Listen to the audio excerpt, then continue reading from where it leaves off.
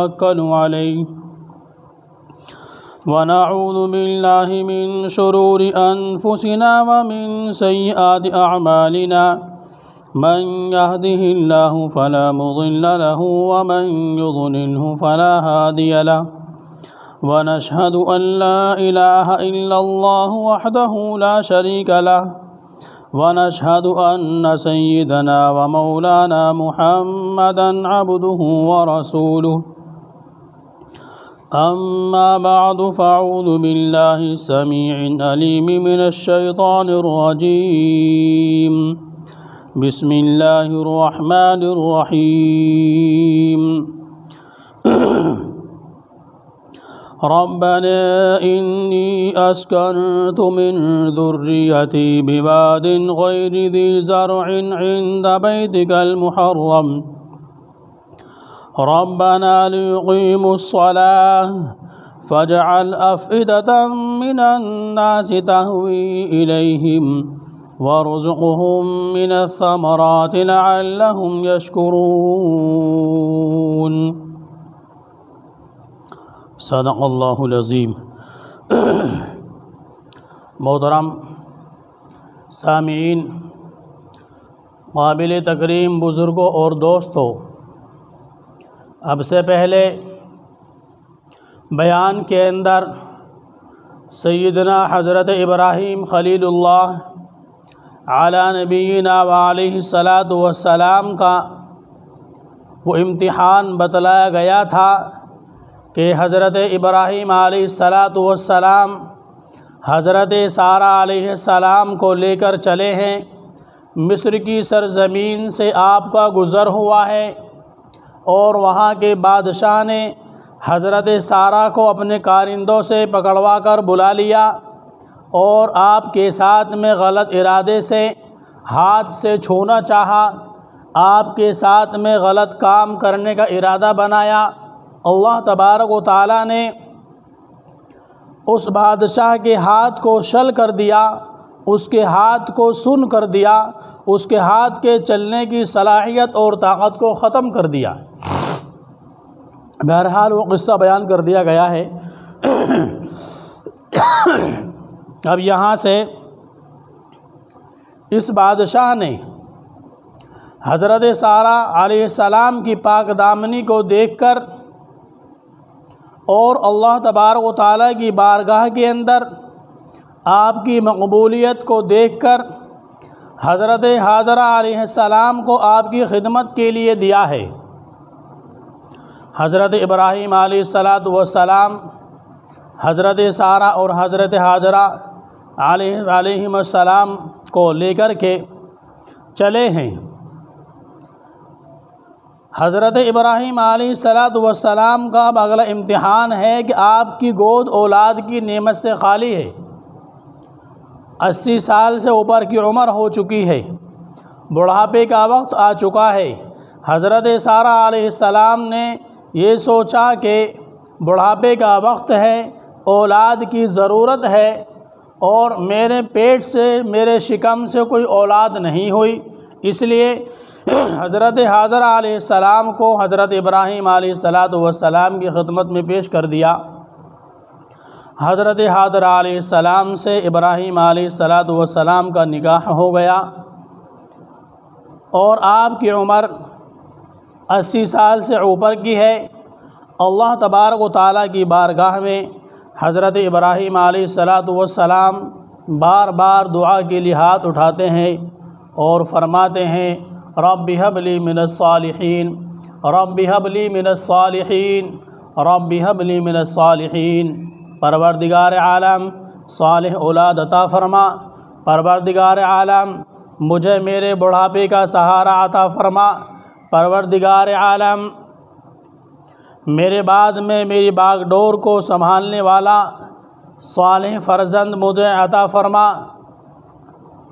پروردگار عالم مجھے میرے بڑھاپے کا سہارا عطا فرما۔ حضرت ابراہیم خلیل اللہ علی نبینا علیہ السلام کی دعا اللہ تبارک و تعالیٰ نے قبول فرما لی، اور اللہ तबारक व तआला की जानिब से खुशखबरी सुनाई जाती है, फ़बश्शरनाहु बिग़ुलामिन हलीम, फ़बश्शरनाहु बिग़ुलामिन हलीम। इब्राहीम, हमने आपकी दुआ को कबूल फरमा लिया है, हम आपको एक ऐसे फ़र्जंद की खुशखबरी देते हैं कि जो नेक फरमाबरदार होने के साथ में हलीम भी होगा, बुर्दबार भी होगा। उसके सामने आज़माइशें आएंगी, इम्तिहानात आएंगे, वो तमाम आज़माइशों और इम्तिहानात को बखुशी कबूल करेगा और तमाम इम्तिहानात के अंदर कामयाबी हासिल करेगा। हम उसको नेक बनाने के साथ बुर्दबार भी बनाएंगे, बर्दाश्त करने वाला भी बनाएंगे। हज़रत इब्राहीम अलैहिस्सलातु वस्सलाम के यहाँ करीब 84 बरस की उम्र में सय्यदना हज़रत इस्माईल ज़बीहुल्लाह अला नबीना अलैहिस्सलातु वस्सलाम की पैदाइश हो जाती है। हज़रत इस्माईल अलैहिस्सलातु वस्सलाम की पैदाइश होने के बाद हज़रत हाजरा अलैहिस्सलाम के दिल के अंदर एक गैरत पैदा हुई। आपके दिल के अंदर आपको शर्मिंदगी महसूस होने लगी कि इतने वक्त तक मेरे पेट से, मेरे बदन से औलाद नहीं हुई और हाजरा के बदन से औलाद हो गई। इस वजह से हज़रत सारा अलैहिस्सलाम ये चाहने लगी कि हाजरा और नन्ना इस्माईल मेरे पास में ना रहें, बल्कि मुझसे दूर हो जाए और मुझसे कहीं अलहदा जाकर के रहें, ये मुझे ना देखें और मैं इनको ना देखूं। इसी के ऊपर अल्लाह तबारक व तआला की जानिब से दूसरा इम्तिहान आ जाता है और हुक्म होता है कि इब्राहीम, आप हाजरा को और नन्हे इस्माईल को एक ऐसी वादी के अंदर छोड़कर आ जाइए जो वादी बिल्कुल सुनसान हो, जहाँ इंसानों की आबादी ना हो। वो वादी ऐसी हो कि इंसान तो क्या वहाँ परिंदे भी ना हो। वो वादी ऐसी हो कि वो इलाक़ा काश्त के काबिल भी ना हो। वो वादी ऐसी हो वहाँ पानी का कोई इंतज़ाम भी ना हो। हज़रत इब्राहीम अलैहिस्सलातु वस्सलाम अल्लाह तबारक व तआला की जानिब से दिए गए इस हुक्म को पूरा करने के लिए हज़रत हाजरा अलैहिस्सलाम नन्हे इस्माईल ज़बीहुल्लाह अलैहिस्सलाम को साथ लेते हैं। एक मशकेज़े के अंदर पानी भर लेते हैं, चंद कुछ खजूरें अपने साथ में ले लेते हैं। जिब्राईल अलैहिस्सलातु वस्सलाम तशरीफ़ ले आते हैं और हज़रत इब्राहीम अलैहिस्सलातु वस्सलाम को लेकर के चल देते हैं। आप इस वक्त फ़लस्तीन की मुक़द्दस सरज़मीन पर हैं। फ़लस्तीन का इलाक़ा सर सब्ज़ व शादाब है, कहीं खुश्की का है तो कहीं हरियाली का है। हज़रत जिब्राईल अलैहिस्सलातु वस्सलाम, हज़रत इस्माईल इब्राहीम अलैहिस्सलातु वस्सलाम, साथ में हज़रत हाजरा अलैहिस्सलाम नन्हे इस्माईल ज़बीहुल्लाह अलैहिस्सलाम को लेकर के चले हैं। 1 महीने तक आप मुसलसल बराबर चलते रहे। 1 महीने का सफ़र किया है। 1 महीना सफ़र करने के बाद आ जाता है वो इलाक़ा जहाँ पहाड़ ही पहाड़ है, पहाड़ भी काले हैं। वो इलाक़ा बिल्कुल सुनसान है। वहाँ इंसान तो क्या, किसी परिंदे के चहचहाने की आवाज़ भी नहीं आती। और चलते चलते वो इलाक़ा आ जाता है। 4 काले पहाड़ हैं। इन 4 काले पहाड़ों के बीच में हज़रत इब्राहीम अलैहिस्सलातु वस्सलाम को लाकर जिब्राईल अलैहिस्सलातु वस्सलाम यहाँ छोड़ देते हैं। बिल्कुल सुनसान इलाक़ा, काले पहाड़। इब्राहीम अलैहिस्सलातु वस्सलाम को हुक्म होता है, आप यहाँ हाजरा को, नन्हे इस्माईल को छोड़कर वापस चले जाइए और ये बताने की ज़रूरत नहीं है कि मैं जा रहा हूँ। ये बताने की भी ज़रूरत नहीं है कि मैं तुम्हें यहाँ क्यों छोड़ कर के जा रहा हूँ। हज़रत इब्राहीम अलैहिस्सलातु वस्सलाम हज़रत हाजरा और नन्हे इस्माईल अलैहिस्सलाम को यहाँ छोड़कर वापस चल दिए।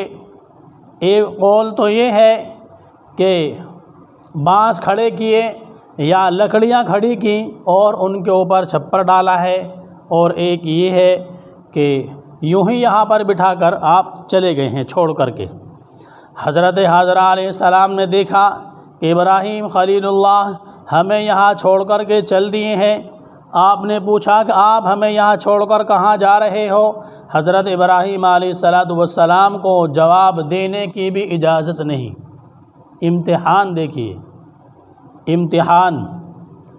جس نے 80 سال تک اللہ تبارک و تعالیٰ سے اولاد مانگی، 84 سال کی عمر میں جس کو اولاد ملی، اور آج اسی لخت جگر کو، معصوم اور ننھے بچے کو، لاڈلی اور چہیتی بیوی کو ایسے سنسان علاقے کے اندر چھوڑنے کا حکم ہو رہا ہے، اور ابراہیم علیہ السلام چھوڑ کر کے چل دیے ہیں۔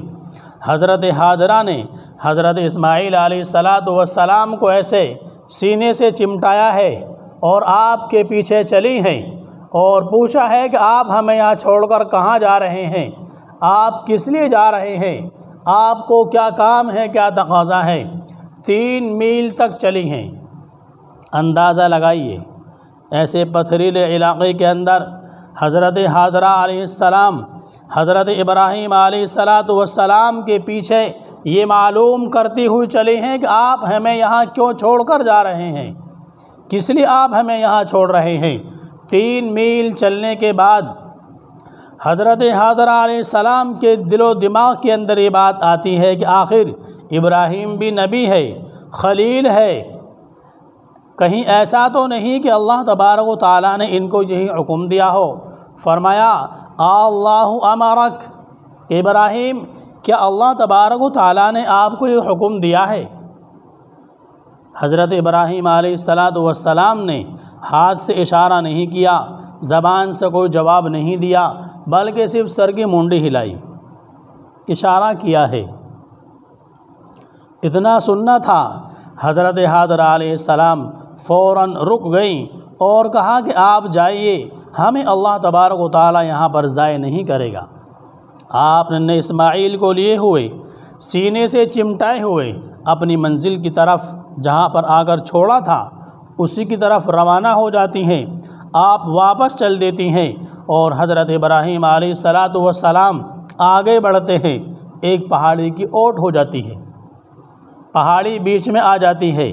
اس طرف حضرت حاجرہ اپنے ٹھکانے کی طرف جا رہی ہیں، ادھر حضرت ابراہیم علیہ السلام ہے، اور بارگاہ خداوندی میں فوراً ہاتھ اٹھائے ہیں، ربنا انی اسکنت من ذریتی، ربنا انی اسکنت من ذریتی بواد غیر ذی زرع عند بیتک المحرم۔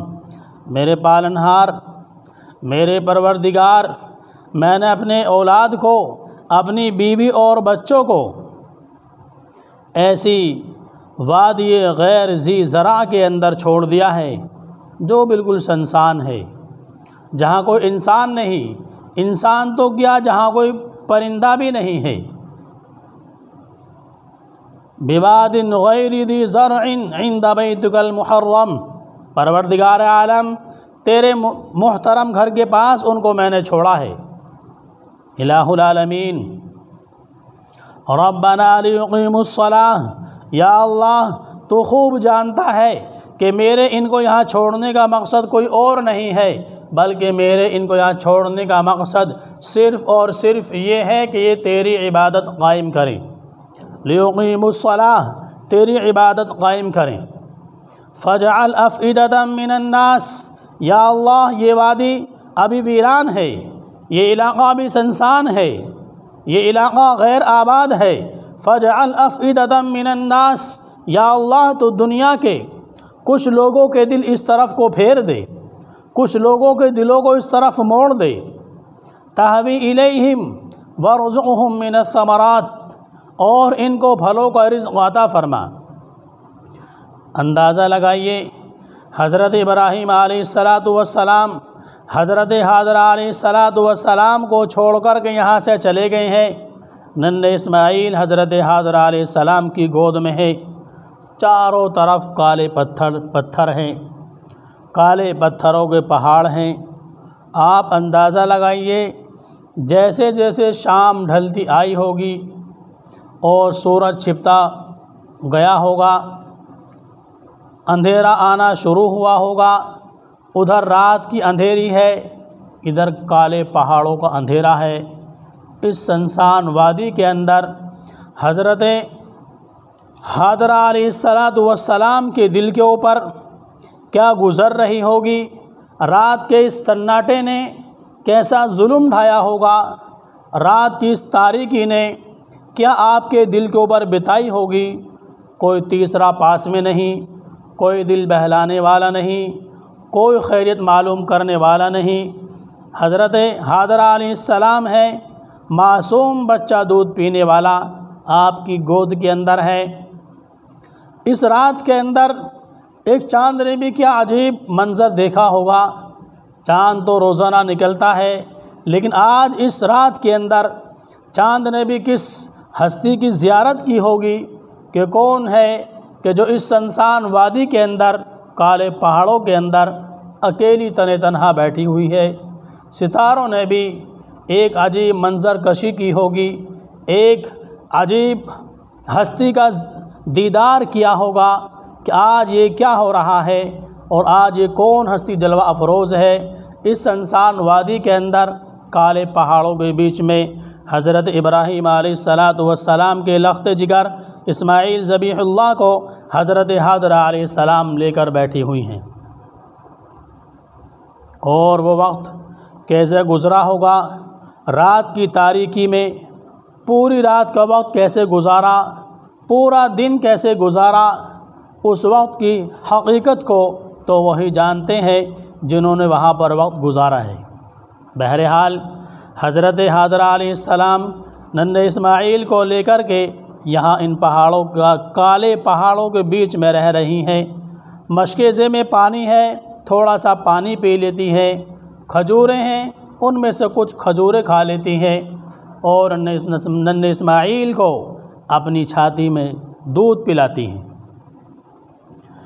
وہ وقت آ گیا عن قریب کہ پانی مشکیزے کا ختم ہو گیا، کھجوریں ختم ہو گئیں، حضرت حاضرہ کو کھانے کو کچھ نہیں ملا، پینے کو پانی نہیں ملا، آپ کی چھاتی خشک ہو گئی، چھاتی میں دودھ خشک ہو گیا۔ ننھے اسماعیل کو بھوک بھی لگی ہے اور پیاس بھی لگی ہے، اور دوپہر گرمی کا وقت ہے۔ حضرت اسماعیل علیہ السلام پیاس کی تاب نہ لا سکے، آپ نے رونا اور بلبلانا شروع کر دیا، آپ نے چیخنا اور چلانا شروع کر دیا۔ حضرت حاضرہ علیہ السلام اسماعیل علیہ السلام کی اس بے چینی کو، اس پریشانی کو نہ دیکھ سکیں، اور آپ پانی کی تلاش میں چلی ہیں۔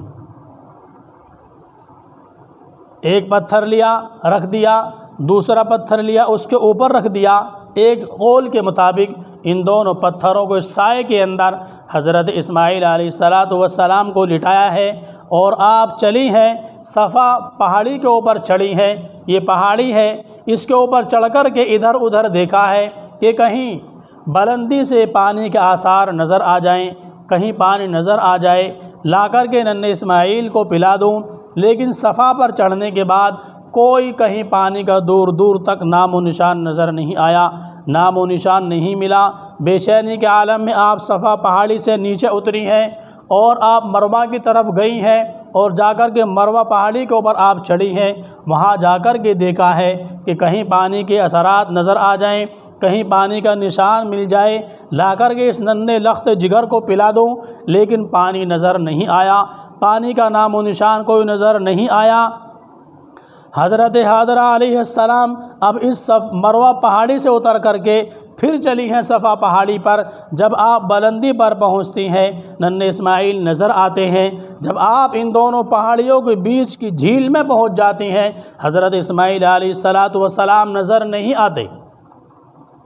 آپ اس جھیل کے علاقے کے اندر، اس جھیل کے حصے میں آپ تیز قدم چلتی ہیں، صفا پہاڑی پر پہنچ جاتی ہیں۔ وہاں جا کر کے دیکھا پانی نظر نہیں آیا۔ حضرت حاضرہ علیہ السلام نے اسی طریقے سے صفا اور مروہ کے درمیان پانی کی تلاش میں 7 چکر لگائے۔ 7 چکر لگانے کے بعد ننھے اسماعیل کے رونے کی اور بلبلانے کی آواز آتی ہے۔ حضرت حاضرہ علیہ السلام بے چین ہو کر کے ننھے اسماعیل کے پاس جاتی ہیں اور جا کر کے دیکھتی ہیں حضرت اسماعیل علیہ السلام رو رہے ہیں، ایڑیاں زمین کے اوپر رگڑ رہے ہیں اور ان ایڑیوں کے نیچے سے ہی ایک پانی کا چشمہ ابلنا شروع ہو چکا ہے۔ حضرت حاضرہ علیہ السلام نے اس ابلتے ہوئے چشمے کو، جو پانی اس کا چاروں طرف بہنا شروع ہوا ہے، اس کو روکنا چاہا اور زم زم کہتے ہوئے مینڈ باندھی ہے۔ اللہ تبارک و تعالیٰ نے حضرت حاضرہ علیہ السلام کی اس دوڑ کو، اس سعی کو، صفا اور مروہ پر چکر لگانے کو اتنا پسند فرمایا اور قرآن کریم کے اندر ارشاد فرما دیا، ان الصفا والمروة من شعائر اللہ فمن حج البیت او اعتمر فلا جناح علیہ ان یطوف بہما۔ صفا اور مروہ دونوں پہاڑی شعائر اسلام میں سے ہیں۔ کوئی حاجی اس وقت تک حاجی نہیں ہو سکتا جب تک کہ ان دونوں پہاڑیوں کے درمیان میں 7 چکر نہ لگا لے، ان دونوں پہاڑیوں کے بیچ میں سعی نہ کر لے، ان دونوں پہاڑیوں کے بیچ میں دوڑ نہ لگا لے۔ کوئی عمرہ کرنے والا اس وقت تک عمرہ ادا نہیں کر سکتا کہ جب تک ان دونوں پہاڑیوں کے بیچ میں 7 چکر نہ لگائے۔ اللہ تبارک و تعالیٰ نے حضرت حاضرہ علیہ السلام کی اس دوڑ کو، اس سعی کو اتنا پسند فرمایا ہے کہ قیامت تک اس یاد کو زندہ رکھنے کے لیے ہر حاجی کو حکم دیا، صفا و مروہ پر جا کر 7 چکر لگاؤ۔ ہر عمرہ کرنے والے کو حکم دیا، صفا و مروہ پر 7 چکر لگاؤ۔ جب تک یہ چکر نہیں لگاؤ گے، حاجی کا حج نہیں ہوگا، عمرہ کرنے والے کا عمرہ ادا نہیں ہوگا۔ اتنا پسند فرمایا کہ حضرت حاضرہ علیہ السلام صفا اور مروہ کے بیچ میں جھیل کا جو علاقہ ہے، اس جھیل کے علاقے میں آپ تیز قدم چلی ہیں، تو اس حصے پر آج بھی ہر حاجی کے لیے، ہر عمرہ کرنے والے کے لیے تیز قدم چلنا، جھپٹ کر چلنا یہ سنت ہے، یہ سعی کی سنتوں میں ہے۔ اللہ تبارک و تعالیٰ نے حضرت حاضرہ کی اس یاد کو قیامت تک کے لیے جاری کر دیا۔ حضرت اسماعیل علیہ السلام کی ایڑیوں سے زمزم نکلنا شروع ہوا اور یہ زمزم ایسا نکلا ہے، ہزاروں برس گزر گئے، کئی ہزار برس گزر گئے، آج تک یہ زمزم کا چشمہ بند نہیں ہوا۔ دنیا کے اعتبار سے لوگوں نے اس کے اوپر نہ جانے کتنی مرتبہ سرچ کیا ہے، اس کی تحقیق تک پہنچنے چاہے ہیں، لیکن آج تک کوئی اس کی تحقیق تک نہیں پہنچا۔ یہ وہ چشمہ ہے جو آج سے کئی ہزار سال پہلے شروع ہوا اور آج تک الحمدللہ بہت آسانی کے ساتھ میں یہ چل رہا ہے، اور اس کے اندر کسی طرح کی کوئی خرابی نہیں آئی، پانی کے اندر کوئی تبدیلی نہیں آئی، اور کبھی ایسی شکایت نہیں آئی کہ واٹر لیول نیچا ہو چکا ہے اس لیے بورنگ کو نیچا کیا جائے گا، زیادہ گہرا کیا جائے گا۔ یہ تو وہ چشمہ ہے کہ جو اللہ تبارک و تعالیٰ کے خاص خزانے سے آ رہا ہے، جس کو پوری دنیا استعمال کرنے کے بعد بھی کم نہیں کر سکتی، جس کو پوری دنیا کوشش کرنے کے بعد بھی اس کے اندر تبدیلی نہیں کر سکتی۔ یہاں اللہ تبارک و تعالیٰ نے پانی کا انتظام کیا، اور کچھ وقت گزرا ہے کہ قبیلہ جرہم یہاں آ کر کے آباد ہوا، قبیلہ جرہم یہاں آباد ہوا ہے، اور حضرت اسماعیل علیہ السلام یہاں رہے ہیں، پلے ہیں، بڑھے ہیں۔ قبیلہ جرہم کی ہی ایک لڑکی سے آپ کا نکاح ہوا ہے۔